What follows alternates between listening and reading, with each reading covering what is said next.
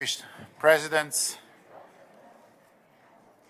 distinguished Secretary General, distinguished Prime Minister, ladies and gentlemen, I welcome you very warmly to the Presidential Palace in Warsaw at the extraordinary summit of the Bucharest 9 NATO Eastern Flank states with the participation of special guests, President of the United States of America, Joe Biden, and NATO Secretary General Jens Stoltenberg. Today's summit is of particular importance. We are meeting almost exactly on the anniversary of the event which has forever changed the history of our part of Europe and which has an impact on the security situation across the world. I'm speaking about the brutal, full-scale Russian aggression of Ukraine, which started on February 24 last year. One day later, we met in this hall to discuss the most significant challenges facing our states, facing the entire North Atlantic Alliance, and to speak about the ways to support our friends in Ukraine. What we wish to do today is to think together among closest allies about our next steps in the run-up to the B9 summit in Bratislava and the NATO summit in Vilnius, and about the possibilities to provide further support to Ukraine. Thank you now, and I give the floor to the President of Romania, Mr. Klaus Iohannis, co-host of the summit.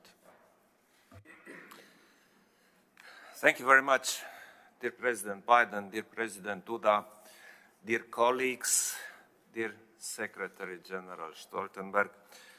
It is extremely relevant to meet again in the Bucharest 9 format, which I launched in 2015 together with Andrzej Duda, President Duda, in the eve of the one-year mark since war returned to Europe. The war has brought nothing but suffering and despair, killing and displacing of millions of Ukrainians, unprecedented destruction and uncertainty. We, the leaders of the Eastern Flank, have the duty to stand firm in defense of our peace. We must continue to stand firm in delivering on our commitments to support Ukraine for as long as it needs to win this war. This is what Romania will continue to do. We are not alone in this endeavor. Our effort is one of transatlantic scale and scope, and I welcome the presence today of President Joseph Biden, reconfirming the substance of our Bucharest 9 format and the commitment of the US administration towards the Eastern Flank security. This commitment is very solid and forward-looking, increased US military presence that needs to continue, and the preparation of a US strategy for the Black Sea.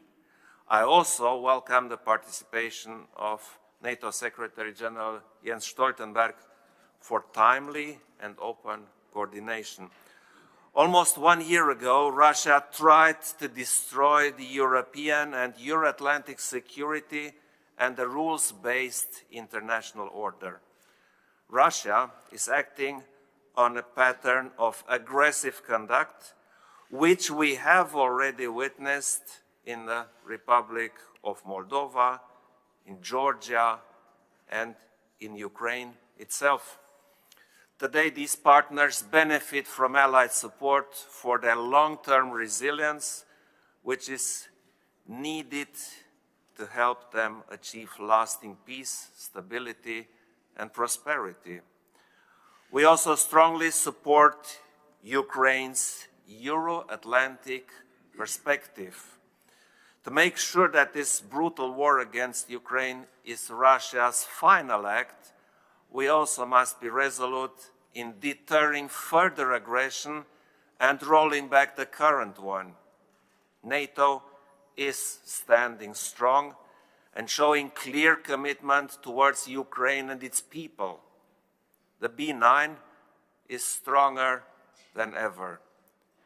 I thus look forward to continue our coordination on our way to a successful NATO summit in Vilnius. Thank you very much. Thank you very much, Mr. President. And now I give the floor to the co-host of summit, to the President of the Slovak Republic, Madam Zuzana Čaputová. Thank you very much. Dear President Duda, dear President Iohannis, dear President Biden, Secretary General, dear allies. As you mentioned, Mr. President Duda, we are meeting in very special time because of first anniversary of Russia aggressions in Ukraine. This year has made us stronger and more united. And we, the countries on the eastern flank, are more protected than ever. And we together passed the test of solidarity and humanity because of our help to Ukraine. President Biden, your presence here is another proof that our transatlantic unity is stronger as ever, and is an opportunity to discuss our expectations from NATO summit in Vilnius. For example, how we ensure that there are no gray zones in our defense, or how we adapt our defense spending to our security environment, and how we ensure that Ukraine is able to defend itself as long as it takes, and how to move practical but also political relations between NATO and Russia. This is what we will discuss today, but also in B9 summit in Bratislava in June and in Vilnius in July. Thank you, President Duda, for hosting us, and I look forward to our discussions. Thank you. Thank you very much, Madam President. Excellencies, dear friends, we are all delighted to have with us today a special guest who has accepted the invitation to the summit, the President of the United States of America, Mr. Joseph Biden. Welcome, sir. We ask you to take the floor, please. Well, thank you all very much, and I'm delighted to be here. Some of you may remember years ago when we were expanding NATO, I was the one in the United States Senate was pushing the hardest to expand NATO for membership, and many of you sitting around this table. And the irony is that one of the last conversations I had with our friend in Russia was, I said, you keep asking for the Finlandization of NATO. You're going to get the NATOization of Finland. Well, it happened. Not only are we as strong as we are, we're stronger.